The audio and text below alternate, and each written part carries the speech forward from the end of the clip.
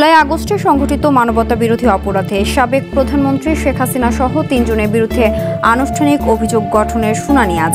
যিনি কোনো রকম কোনো মানবতা বিরোধী অপরাধ দূরেই থাকুক, তার বিরুদ্ধে কোনো মামলা আছে বলে জানা যায় না, তাকে কেন আপনি আটকে দিচ্ছেন?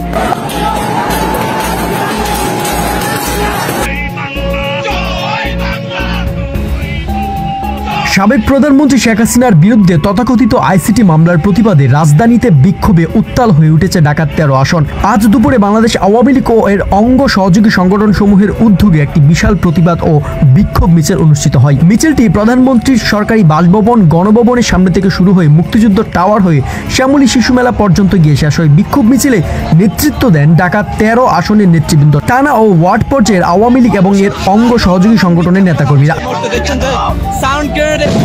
জলকামান নিক্ষেপ করা হচ্ছে, টিয়ার গ্যাসও নিক্ষেপ করা হচ্ছে। আপনারা দেখছেন যে উত্তাল পরিস্থিতি এই মুহূর্তে বিরাজমান রয়েছে। একের পর এক সাউন্ড গ্রেনেড, টিয়ার শেল নিক্ষেপ এবং জলকামান নিক্ষেপ করা হচ্ছে। একজন আহত হয়েছে এই মুহূর্তে। আপনারা দেখছেন যে নেতৃবৃন্দ তাদের বক্তব্যে অভিযোগ করেন ডক্টর মোহাম্মদ ইউনূস এবং অবৈধ দখলদার, যিনি বিচার ব্যবস্থাকে প্রভাবিত করে এবং আন্তর্জাতিক ষড়যন্ত্রের মাধ্যমে দেশরত্ন শেখ হাসিনার ভাবমূর্তি নষ্ট করতে চাইতেন। তাদের দায়ের করা মামলাটি রাজনৈতিক উদ্দেশ্যে প্রণীত এবং বাংলাদেশের গণতন্ত্র বিরোধী একটি গভীর চক্রান্তের অংশ। খালি আদালত থেকে আদালতে যাচ্ছি, আমাকে বলা হচ্ছে আমি জোচ্চোর, আমি জালিয়াত, আমি আত্মসাৎকারী ইত্যাদি ইত্যাদি। কাজে আপনাদের কাছে সমস্ত তথ্য সব আপনাদের কাছে আছে, তথ্য সব আপনাদের কাছে আছে, আপনারা বিচার করে বলেন। আমাকে দেখলে কি মনে হয় আমি জোচ্চুরি করার জন্য এই ব্যবসায় নেমেছি?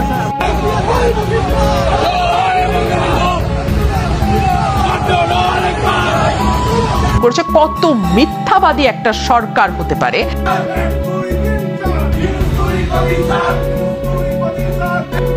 বঙ্গবন্ধু আব্বারা যখন রাজনীতি করত তখন ওনাদের পেশা ছিল রাজনীতি।